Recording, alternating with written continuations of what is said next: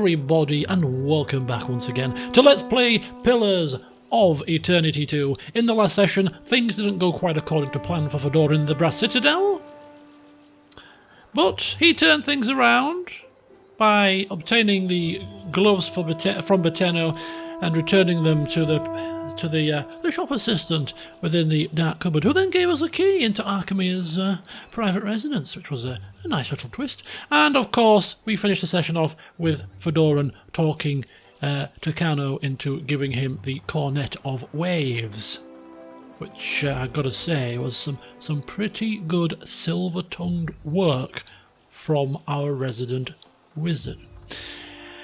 And so, as I pointed out in the last session, the plan for this one is to let ourselves roam free once again on the high seas. We are setting sail, leaving Nekataka for now, and carrying out some tasks that we have been given. So, what tasks are they, you might ask? Well, let's take a look at our journal, shall we? And we'll go through those tasks that we are going to do. We have some stuff to do, and I've kind of looked already, and I've got 3 quests in mind because they are kind of localized in the same area. So let's get this sorted. None of those. It's a good start. There's this one here. Fleetmaster Wakoyo, one of the very few people in this hellish part of town that actually greeted us with the kind of decorum that we're used to, he gave us a bounty to take down a Scylla Wave Skipper, and she's patrolling in her ship, the River Dragon, and that is patrolling at the southwest of Port Marge. Southwest of Port Marge. So that is task number 1. The second task is the quest for mapping the archipelago for the map man, Mr. Maps. Who by doing this we might get a discount before we buy the spyglass, so this could help us. But he wants us to discover a second island. We've discovered one, which was to the north of Port Marge. That was Worm's Rest, as we've now called it. But there is another island to the south as well for us to have a look at. So that's another little quest near to Port Marge. So that's quest number 2. So southwest, south of Port Marge, and there is one more. Another bounty. This one is another drake called Purakau on an oasis to the northeast of Port Marge. So heading back down to Port Marge, there's 3 quests. There's this quest to the northeast, there's one to the southwest there, and one to the south here. So 3 quests, 1 location. Seems like a good way to spend our time. So what we're going to do is we're going to jump on board our ship. Ooh.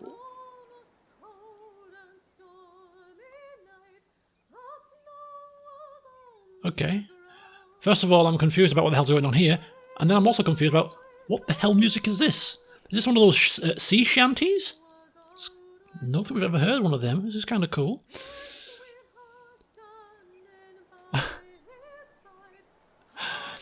Okay, so anyway, as we ready our ship, a cloaked figure mounts the gangplank and roughly forces a burned book into your hands.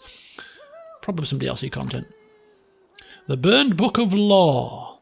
The binding of this... Jesus Christ. The binding of this tome reeks of smoke. What few pages remain are crinkled and black. Based on the few chapter headers that survived the fire damage, this might have been a book of antiquated laws. You crack the spine of the old book, revealing blackened pages of dense, illegible text. The words recede into the shadows the longer you focus on them.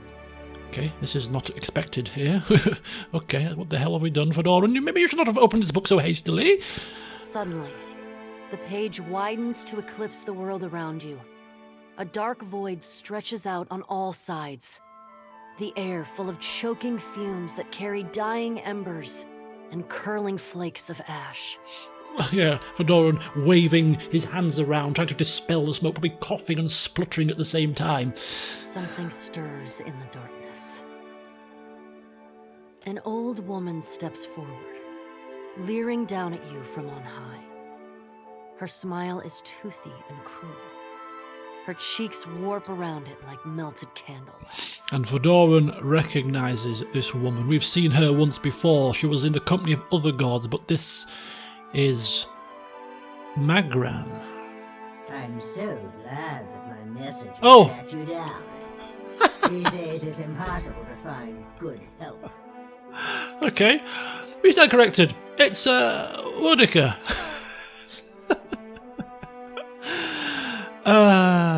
Yeah, it's good enough Fedora knows what he's talking about, isn't it? Woodica, he says. Watcher, before you draw your weapon, know that these proceedings are under a banner of peace. If this was a trap, it would have already closed around you. While Bareth whispers in one ear and Aether shouts in the other, I thought you could use a more seasoned perspective to drown out the noise.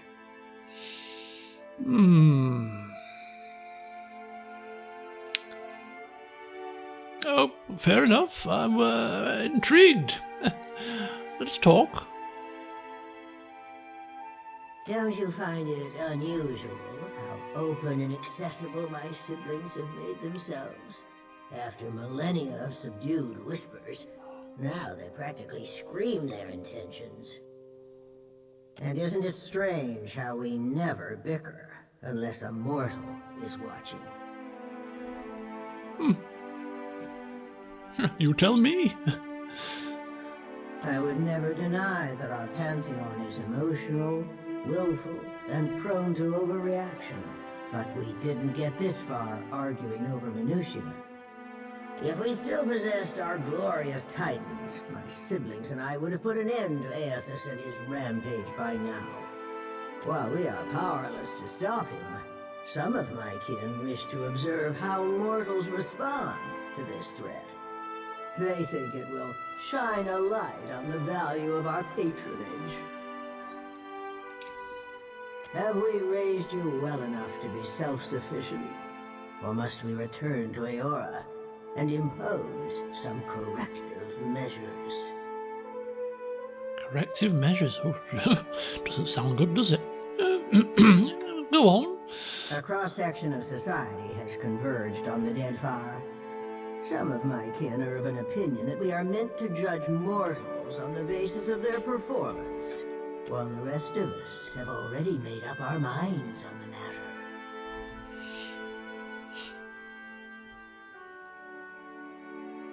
Yes, and I get the feeling you're trying to convince me of something? Judge for yourself. But I think you'll find my intentions are more straightforward than you think. When we ascended to godhood, we did so to provide for a savage people. Our goal was to craft a society whose values were made to last. Perhaps even a society that had no need of us. A naive fallacy, but one that inspired my optimistic, misguided kin. How you and your allies counter this threat will demonstrate whether you are competent enough to guide your own destinies, or if we need to revise our strategy. The soft-hearted among us are counting on you to win this existential wager. No doubt, Aethys shares their sympathies. I do not. We exist to rule over mortals. Nothing can change that. So now you know the truth. I assume you have questions. So we are being put to the test. What, to test the entirety of mankind? Is that what she's saying?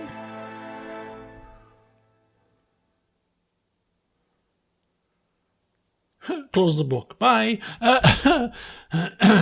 Okay. So, if I'm understanding you correctly here, you're saying that the gods think that my actions can prove their point about mortal society? Prove it or disprove it, yes. I never agreed to this arrangement, but if your example demonstrates mortal ineptitude, as I trust it will, Sure. Then I can make the plan serve me. Nothing like a bit of confidence, you know. An assertive minority of gods believe that your choices will prove the value of their wild optimism. As if mortal collaboration and ingenuity are endorsements of our leadership. Then there are those of us who know better, who are not so easily convinced. Kith are vulnerable, unless they submit to the destiny we chart for them. Thinking otherwise can only breed dissent and chaos.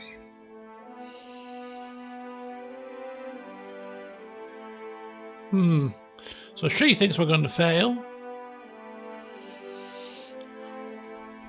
Gives us an extra degree of sort of determination to do this properly, to get this done, to find out what's going on, and like with the Hollowbone crisis, to solve the issue, solve the problem.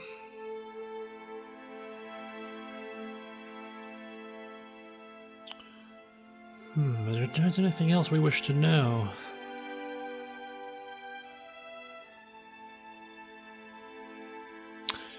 Why did you choose to confine? Well, I mean, it's kind of obvious. We're the one that's been thrust into the task anyway, isn't it? We're already here. We're already doing it.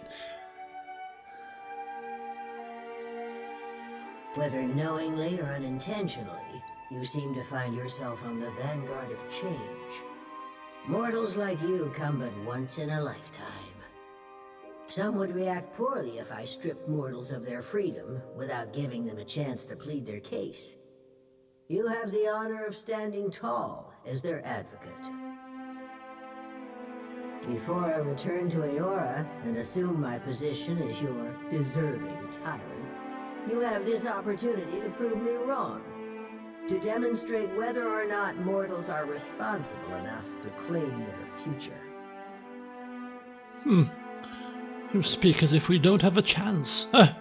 As if I don't have a chance. You speak as if you do. It's because I believe I do. Mortals have precious little time to decide for themselves. Will they stand together as one, or swallow their pride and bend the knee? I have every confidence that you will disappoint us. Once my position is upheld, the undecided among the gods will embrace my plan.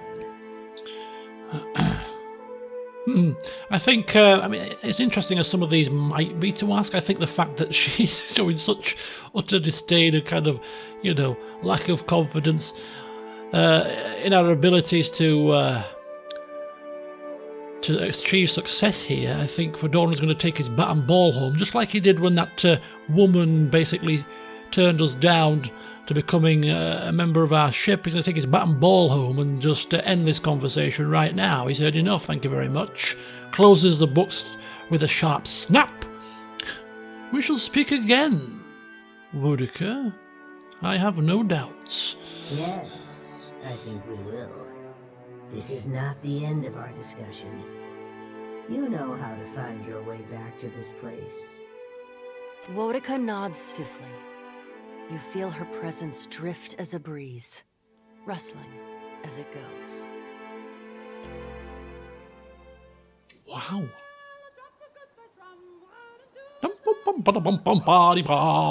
Okay. Oh, that's a turn up, isn't it? So not only are we the Herald of Berath, we are now the advocate of the Kith. Fail this task? We'll be responsible for unleashing Boudica unto the world to rule over us all as a tyrant. As if we needed any extra pressure on our shoulders. Just another day in the life of Lord Fedoran, of course. Right then. So we've got some new unlocks. Hasongo is a quest. Oathbinder's Sanctum? Not sure what that is. Tikawara, of course. But we're going back to old, faithful Port Marge in a second, because we're on board our ship now. We're going on board. We are stepping on board. There's things to do. How do we do this now? Remind me. How do we get on board our ship? There you go, to the ship deck.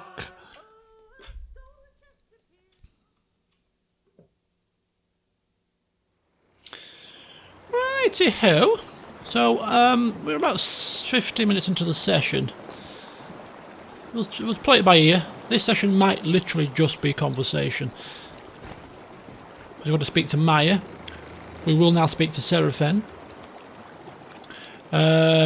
We will speak further with Takeu. And we're basically going to speak with everybody, to be honest with you.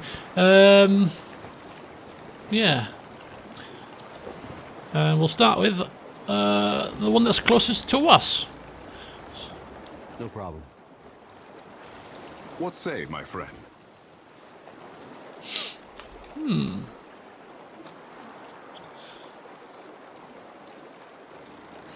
Look at Hanger Royalty. You seem very taken with you, I notice. Between the crown and the guild, Nekataka has high hopes for Ngati's chosen son, I say. He smooths back his hair with both hands as he gathers his thoughts. If Ngati had not blessed me, I say the goddess touched me for more than enriching one tribe, glorifying one island. I see. I see.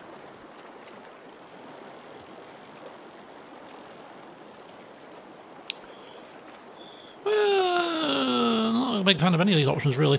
And you don't want to be anyone's saviour? Ikera, yes. I say there is me, Takehu, and there is the Takehu others would make like a coconut husk doll. The more I try to be the Takehu I know I am, the harder I am constrained. What say?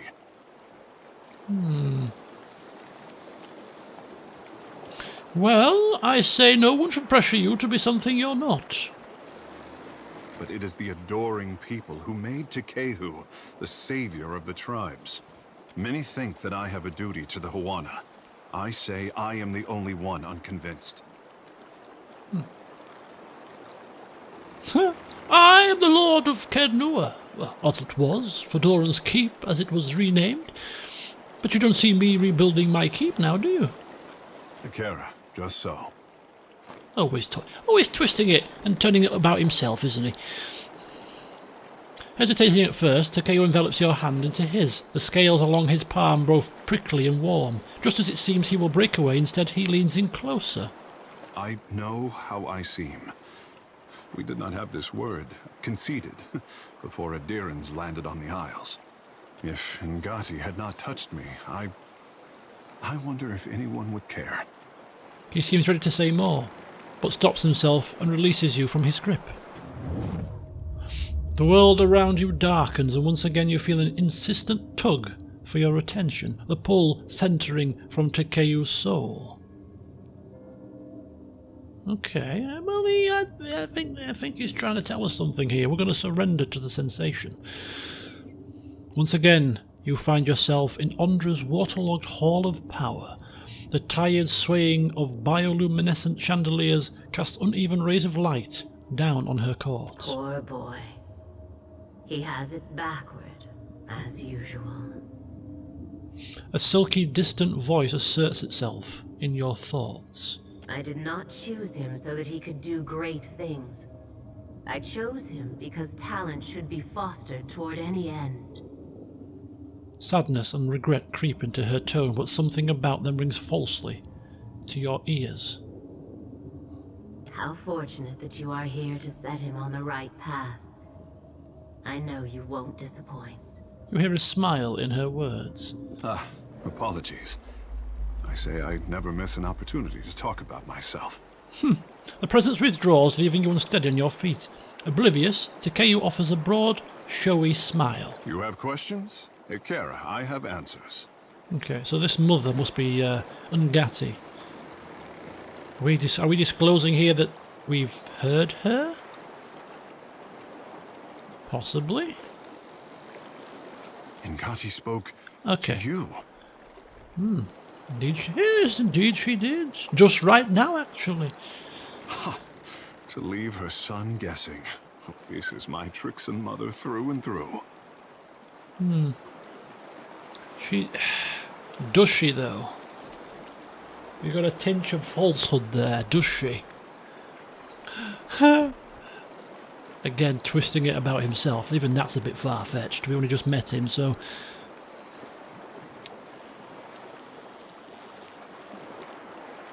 yeah, we'll just remain quiet for now. You must be special indeed for Ngati to speak with words. For her people, she lays out cryptic stepping stones hidden in omens. Akira, but send her my fondest wishes. Next time she decides to want to talk to me, I will pass them on, thank you. Tell me a bit more about water shaping. Ah, the art of our ancestors, I say. To bend water to our will is a gift from Mother Ngati to her chosen people. Since devastation swept our way of life out to sea, too much of the art has been lost. Periki, founder of the guild, organized the lore of Ngati's talent into a series of postures and meditations we call the 4 forms of water shaping. And what are these forms? Try as we might to embody Ngati's element, our bodies are not water. Akira, this is the form of grief, a beginner's test. He closes his eyes and sweeps out his hands, exhaling sharply. The body's internal water is a force that conquers all. Even the mountain will bow to the stream. The form of hope, I say. He crosses one leg before the other and sways on the spot. Water commands its vessel, and the vessel can be shaped as surely as the mountain. The form of metamorphosis, Akira? He opens his eyes, which now resemble polished onyx. His smile is hungry, predatory. He blinks, and the effect is gone. The art is a challenge to grasp, difficult to master, and impossible to perfect. Unless you are Ngati's chosen, I say. You said there were 4 forms? You described 3, did you not? Ah, it is only by force of habit that I omit the final form. We do not speak of it in the guild. The form of transcendence. He closes his eyes and concentrates. Holding out his palms, he bites his lower lip and focuses. Finally, he shakes his head and stands at ease once more. Only a story, I say. Even crafty Periki could not commit this ancient form to her scrolls. It was said that our ancestors could shape the very oceans of the Deadfire. This was Ngati's true gift, but we have yet to recover it from the ruins of our past. How interesting. How interesting. Well, it's been a pleasure talking with you, Takeo. Think on what I've said about expectations and all that. You do you. And just like that, in the flap of his cape, he's gone. Ready to talk with the next person. Okay. We'll finish up here. I think we'll finish up with these 2 newbies. We'll go speak with a couple of the familiar faces, Adair and Jyoti, see if they've got anything new to say. Palagina should be down here also, should she not? Ah, an old friend. We'll certainly speak with her as well. And, of course, there is Aloth, who we might wish to forgive at some point. Oh, Jyoti's there. Just walk right past her. I'm all ears. Tell me what's on your mind. Any recent nightmares since we last spoke? They're there in my head when I sleep. And sometimes I can taste them on the back of my tongue like a smear of grit. Happens when I take in a particularly volatile soul. Ah, You I need see. me, I'll be 2 whoops and a holler away. Okay, nothing new from her. Let's go speak with Adair. What's on your mind? Nothing new from him. Let's check in with Aloth. Have we mellowed down just yet? Yes? Right.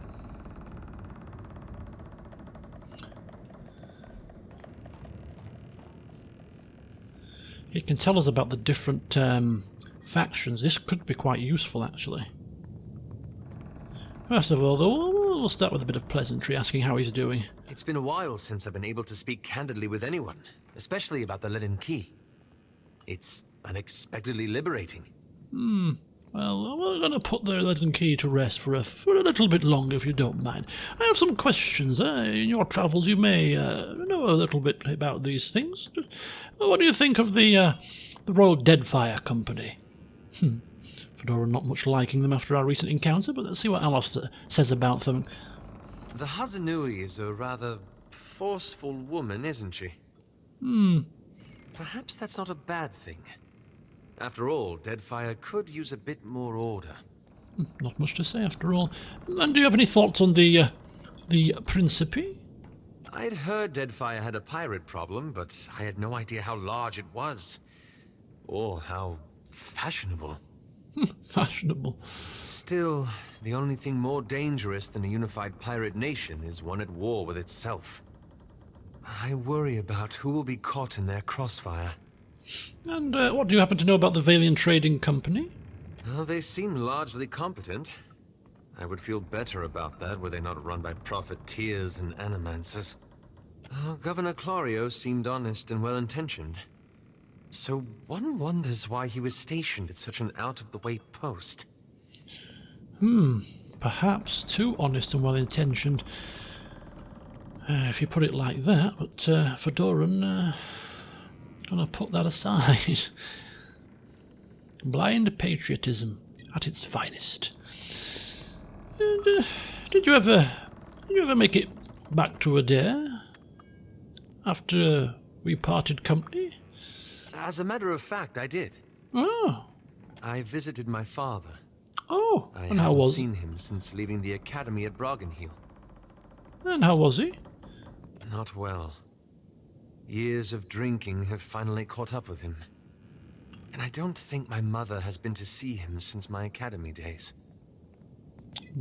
Still, time had worn down his edges. Like an old Stelgar with dull teeth. What exactly changed? I used to see him as an iron tyrant. A cold, unyielding presence. I simply came to realize that he was ultimately a weak man. One who, in his own flawed way, tried to give me order and structure. I don't condone his violence, or his temper. But I do pity him for his failings, and forgive him of his flaws.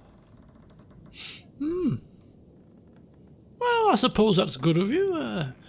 Forgive and forget, Fedoran's saying, slowly, thinking to himself, well, perhaps he should take a leaf out of Aloth's book and put, what happened in the past behind us. He shrugs. I don't know about that. I've simply come to see the burden of authority differently. And my father, for all his efforts, was not cut out for it. And did you see your mother on your return? He shakes his head, looking down. It may seem strange, but I find it easier to forgive my father. He may have had a cruel temper, but he at least was present. My mother knew what he was like, and she spent most of my life away with her Thane.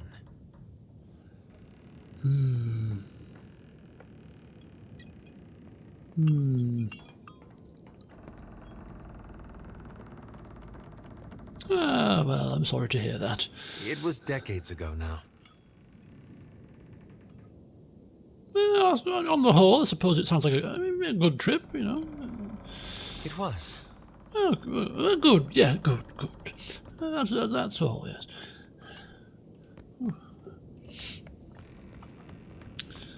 Pallegina. I would not have guessed I would find myself back with the Watcher of Cadnua. Much less at the Order of Akanta. Her expression fluctuates between amusement and annoyance. I know that you did not intend for misfortune to befall me. And I appreciate what you said in Queen's Birth. Perhaps this time will go better for both of us. I won't bank on it, my dear. You only have to ask. How are you? Good. I have no concerns, Watcher. That's good to hear.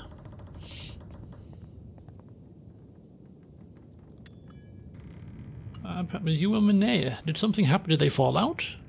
Have I forgotten something here? First of all, though, asking for a rundown of what happened after we parted company. After we parted ways, I returned to the Republics and reported to the Duke's bells. I failed to complete my mission and had no excuses. The Republics had lost a golden opportunity to trade with the Glanfathens, and the Dukes were furious. They exiled me from the Brotherhood, scoured the suns from my breastplate, put me on a ship to raid Ceres. Diverus, I was lucky to escape with my life. I worked as a guard. Caravans, ships, wealthy merchants. I did not discriminate. After my exile, both my purpose and my pride were gone. The years have taken me from the Eastern Reach to the Deadfire. Some would say it is fate that has brought us together again, Watcher. But you must already know what I think. It is just luck. Time will tell if it is good or ill. Indeed it will. Indeed it will. But it, I'm sure, will be luck. Good luck. With a modicum of skill thrown in, for good measure.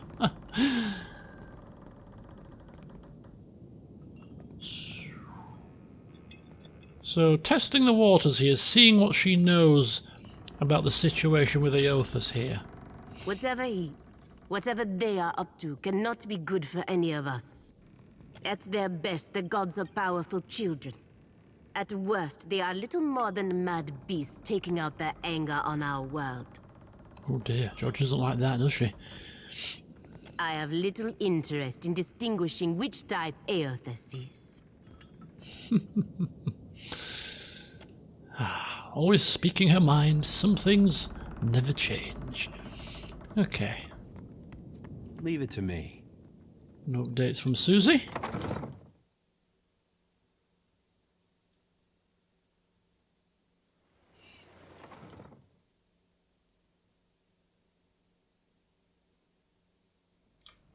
Sorry, it's just a cover on the bed. It just looked like there was something highlighting on the bed when I pressed the tab button.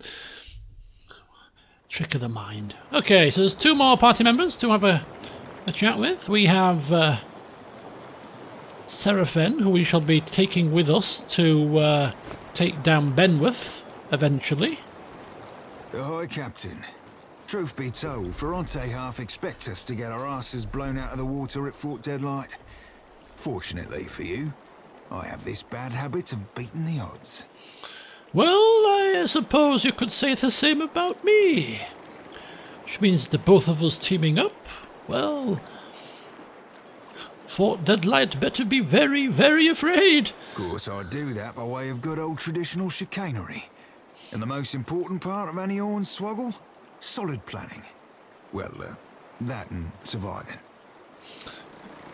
So, what can you tell me about Fort Deadlight?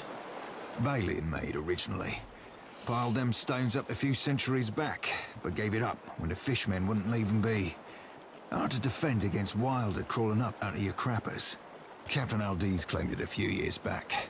Fucking filthy from bow to stern, and she had her lads and lasses cleaning fish shit out of the floorboards for months. A couple of them thought it might be better sailing elsewhere and left in the night. Aldiz tracked them down quick as you like, took their heads, and fixed them into little lanterns for the front gate. Called them Fort Deadlight's Deadlights. They say she ain't had a deserter since. Tad cruel for my taste. But I admit to admiring the wordplay. And what do you know of Eldis? She's sharp as shit, that one. Tongue, mind, and ears alike. Sailed out of Deerwood or Adir one. Knows her knots, and how to crew a ship that won't turn sour. But words ring out among the Principe. More than you'd think for new blood. Part of that's her fierce support of freedom. From slavers, from the empires, from Juana's caste system even. The rest a lenient hand. Step out of line and Ferrante's got your old crew up for lashes. Aldiz, though, she's, let's say there's a reason she attracts limp-cocked nut twists like Benworth. Can't say I much approve of a lack of regard for our traditions, but, can't say I don't share her vexations with Ferrante in the old garden either.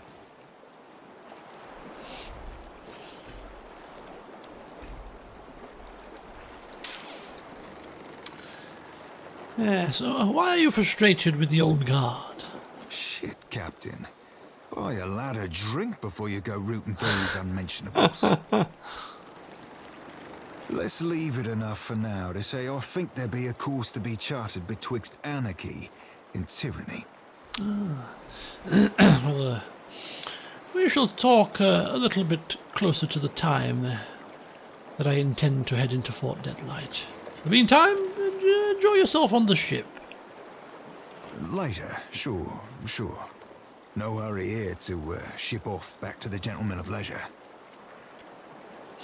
Okay, and finally, our hunter. I know exactly what you're thinking. Do you? What's that? You're asking yourself, how did I let the Royal Deadfire Company plant an informant in my crew? My superiors might expect me to report in from time to time, but don't read too much into it. You're not the only big thing happening around here. I'm in this for a lot of information, a little diplomacy, and plenty of target practice.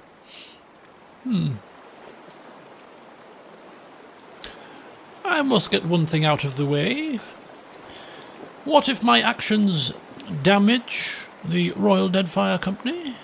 I've already had a run-in with them not so long ago, and I must say that is a likely outcome. This whole campaign is a risk-benefit analysis. The Navy knows you're a gamble, and they're factoring in all potential losses. Rawatai is here to do some good work, since the Huana can't seem to do it themselves. Maybe just try and stay out of our way. It's okay, you're not very happy about that. He folds his arms and watches carefully.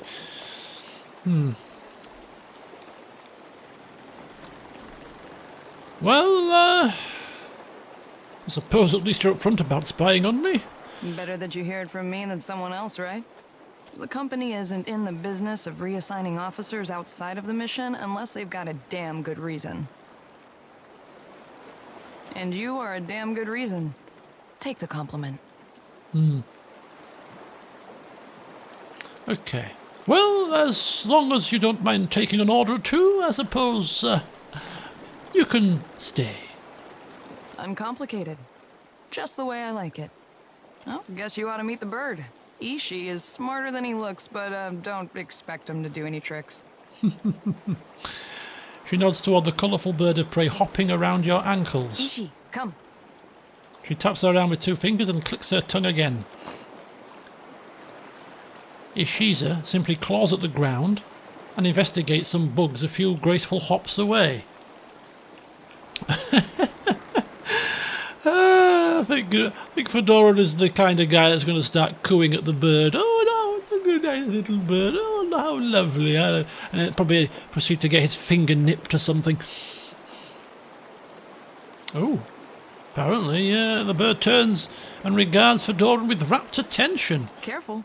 I've seen him peck out eyes for less. Oh, it's okay. I'm used to animals. Back in my former travelling days, I was good friends with an Arctic fox. Before we get into deeper waters, I've got a question. Go on. You've got a ship and a title. Being captain means more than just wearing a big hat. A lot of tough calls to be made. Oh, really? I was just in it for the big hat. just joking, of course. But I still get a big hat, right? Well, naturally. That's your right. A crew can be like family. They can also be like a nest of squalling infants. Let's say your galley cook was fixing to organize the rest of the crew into a mutiny. How would you handle it?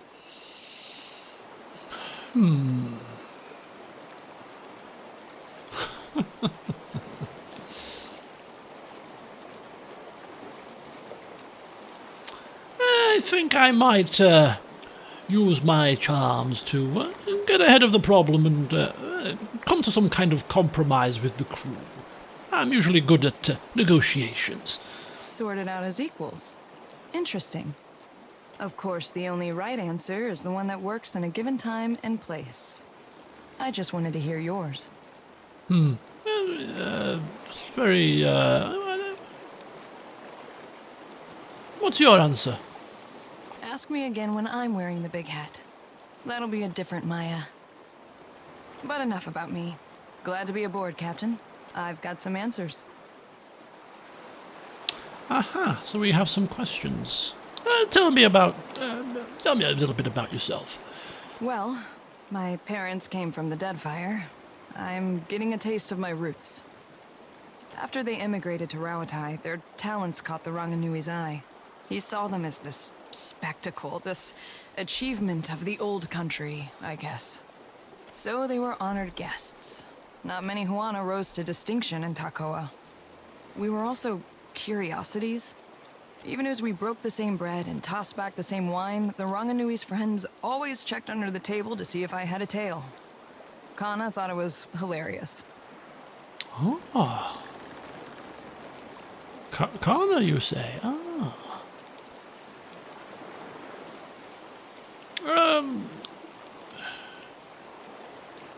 Well, island armor aren't that different from coastal armor, are they?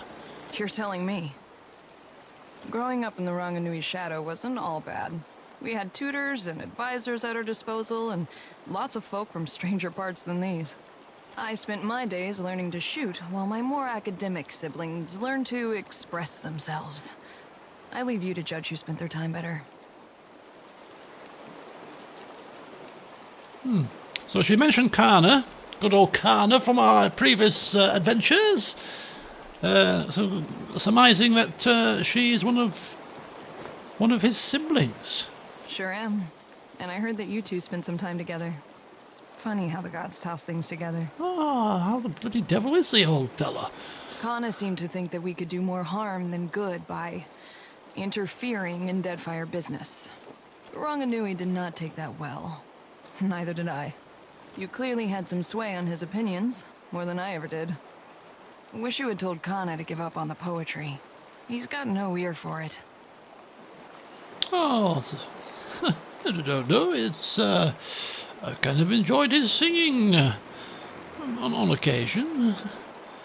If you want to hear a voice like a powder keg belting out Rauataian anthems while you're running at a dragon, be my guest. Some of us find it distracting. I do with bullets what Kana did with words. Just in case you were wondering, the comparison ends there. Oh, I'll leave it at that then. So, how did you and Ishiza first get acquainted? I won a shooting competition at the Ranganui's estate. This was a few years before enlisting with the Navy. As a reward, he gave me the freedom of the Royal Eyrie and said I could take my pick of the warbirds. Oh. Stinkfeathers here kicked a rather pretty hawk off my arm so he could have me all to himself. Been inseparable ever since. Oh, how very cute. That's a good bird. The bird cocks his head, his eyes reflecting a mixture of friendly recognition and murderous calculation. Uh-oh. That's his "I'm hungry and you're wasting my time" face. Better step back, Captain. Very well. Well, I've got a ship to command and we have places to go. Nice speaking with you. And don't spy on me too close now, will you? Okay, wow, bloody hell, fine. Right, so the plan is we're about, what, 45 minutes, give or take, into the session, which means we're probably at a good place to end it. And I'm struggling for time to do another session here, so you might not get 2 sessions. Tuesday and Wednesday. Might be back with this on Friday at this point, but well, I'm kind of tempted to finish the session off by heading a little bit close. Is this Port Marche? Can we? Let me try and figure this out here. A very inexperienced Captain Fedoran, after all, isn't he? If we just head to Port Marche from here. Oh, here we are, that's better. Port Marche. There's Port Marche. So you've got Deadfire Merchant, the Killer, the Crookspur Captain. There's a Songo, there's Fort Deadlight. There's Tikawara, which is where we need to be for one of the main quests. Harbinger's Watch, that's a bit far away. Hasongo, that's Dunnage. So Fort Deadlight isn't too far from Port Margay either. So I'm thinking... We were told south of Port Margay for the second island, the second uncharted island. We were told southwest of Port Margay for one of the bounties. Northeast for the Drake. And then Fort Deadlight is down there as well, so definitely want to head down there. So what we're going to do to finish the session is we'll just kind of chart our way down to Port Margay, see what we come across, keep an eye out for that Drake's Island if we can.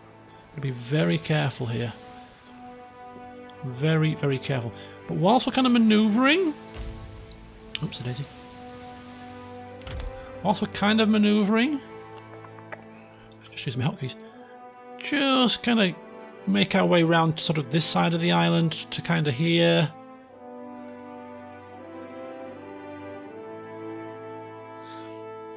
Now we did take a Drake down here. I'm hoping that it can't be the same Drake, can it? It's got to be a different one. Beggar Whiffruff.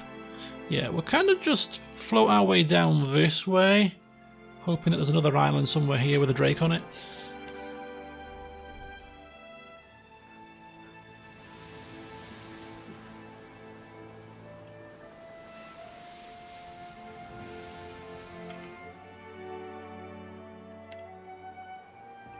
Can we just minimise that for a second? Yeah, so this is where... See, this island is northwest, and we did take a Drake down here.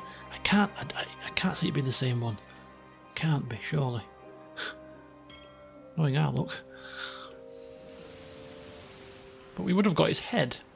Okay, so obviously we're spending coin, and we are spending resources when we travel by ship, which means that we don't want to be travelling by ship and floating around willy-nilly if we can help it. Right, there's an island here. Wakara Reef.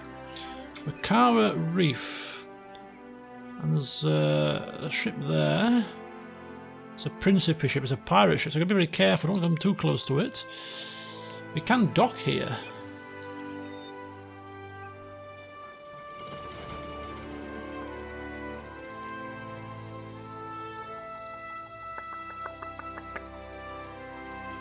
Interesting. What is this? The Tiotara Marvel and some kind of combat or battle here.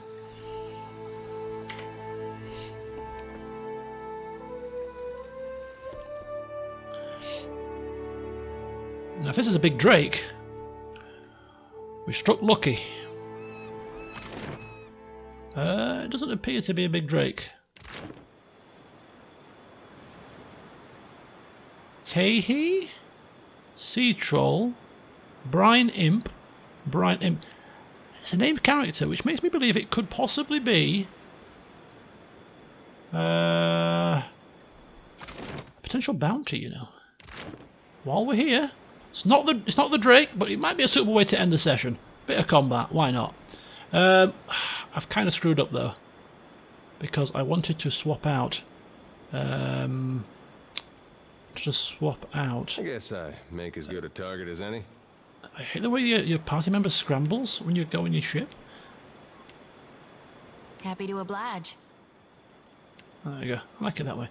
I was going to swap out Takeu for Remgren. I would prefer Remgren for the kind of side missions and stuff, just because I like his build better. And just have Takeu and the other story characters kind of swap in and out for story-based missions. Anyway, we'll see if we can take down these sea trolls. It's the first time we've come across them. Let's just make sure we've got our formation sorted. Yep, everything looks good. Combat speed is decent. Happy to oblige. Let's go and have a bit of fun. They're hostile to start with. They ain't gonna talk to us, are they? They ain't talking. They ain't. Hopefully it's just those four. Hopefully it's just those four. I say. Right. Cleaving stance, that's good. So we'll start you off with that. Start you off with the same. We'll let them amble up and we'll get buffed while they're ambling. So this gives us resolute, which is a good start. So cast that. So any sort of self buffs, we'll get those out of the way early. This gives us deflection and reflex. That's foe, it's not a buff, it's a foe AoE. Getting myself confused. We do have a self-buffing one, but it's just resistances to the elements.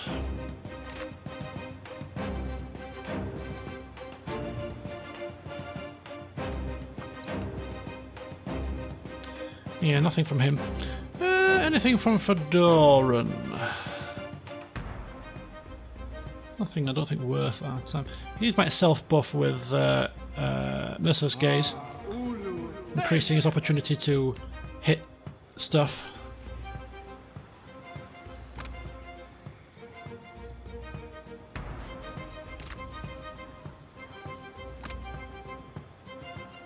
Ah, it's that one we needed. Dire Blessing is the better buff to increase our opportunity to hit things.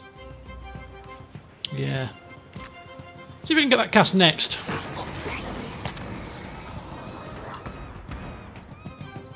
She's still casting. Fedoran's still casting. Both casting. Okay, that's fine. Right. Let's get everybody into position while we can.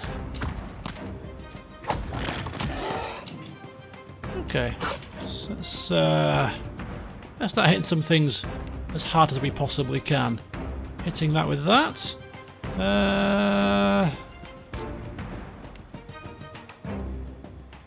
Cast that. You come into the aura if you can.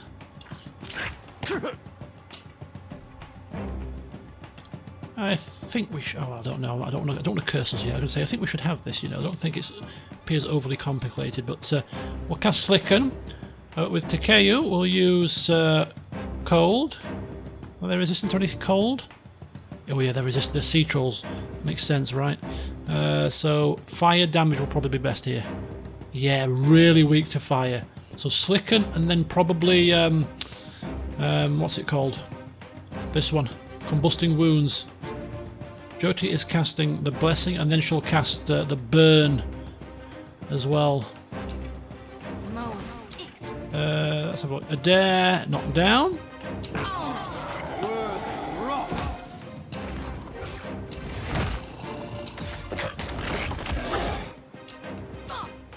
Ooh, I don't know, you know, they are kind of hitting hard here.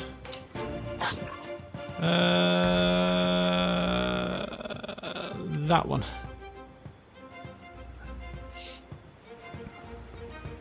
Right, paralyze. About lightning, what are they like with lightning? Just kind of nothing too weak, nothing too strong. We'll use that one. Right, frenzy. Jyoti. Jyoti. Have you used Dire Blessing? I think we're all blessed. Yeah, we're all blessed and everything else. So we'll now use Divine Mark. Big major burn damage here.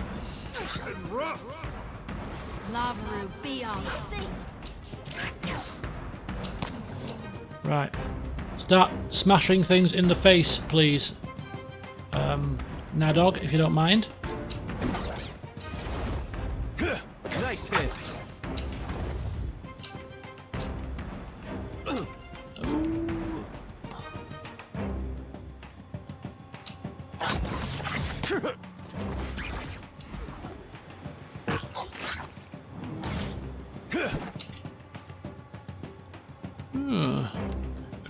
Probably get rid of the brine imps, to be fair, first.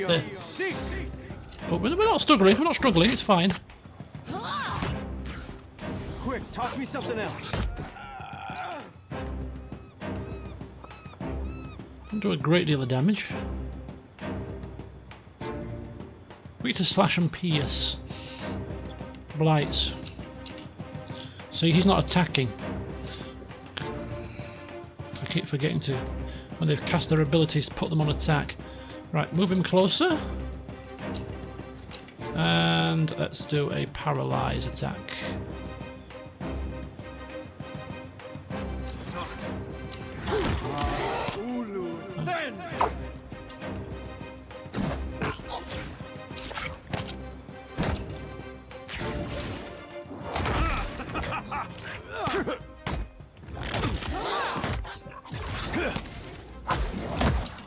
Right, knocked down.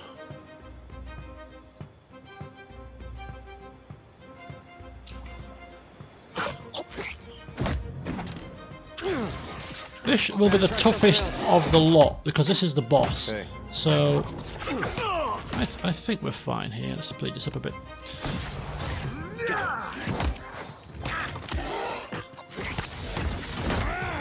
Yeah, there we go. I might have a dare come down and, in fact, I'll have you. Yeah, everybody attack this one, but Nadog, come and take down both of these guys. He does better when surrounded by enemies. He's on defender stance. There's a dare. Knock down. Use another one of these. Jyoti. Gonna use interdiction. Fedoran going to use another slicken. Just for the do we need a slicken, or should we use it something?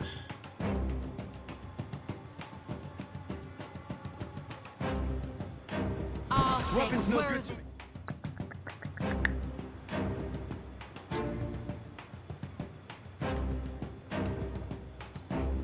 Keep attacking, it's fine.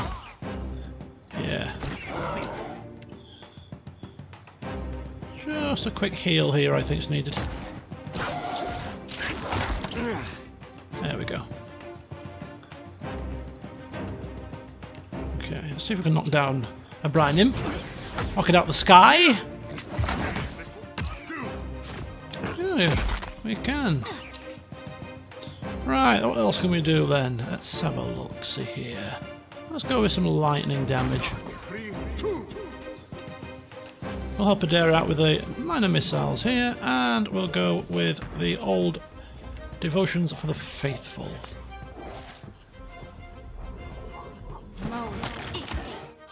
Quick, toss me something else. And we'll switch now to single target. We'll go second wind. And we'll attack there. And knock down. Attack.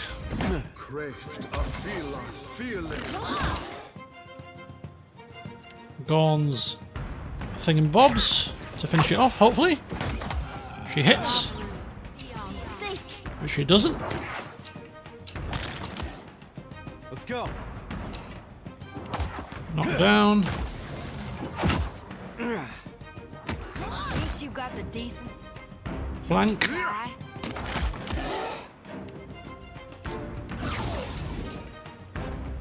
Knock down. There you go, look at that, in the rear. What is it? Doing some big damage now.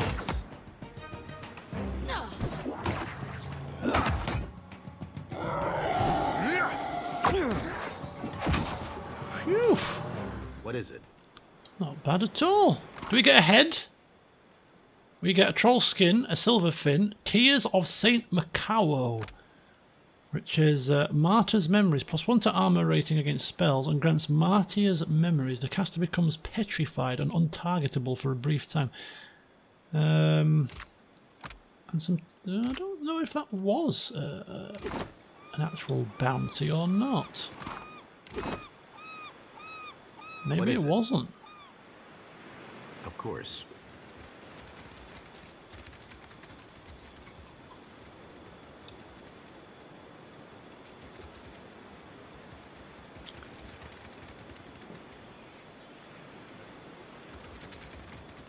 Another reason for using Rengrim is because, particularly for the exploration side of things and the side missions that we're, when we're going from island to island, is the fact that he's got a really high perception. So if there's any hidden gems on these little islands, it'd be useful for him to point them out to us. Teotara Marvel. Ah. Need to be in our ship to get there, apparently. Well, that'll be a task for the next session.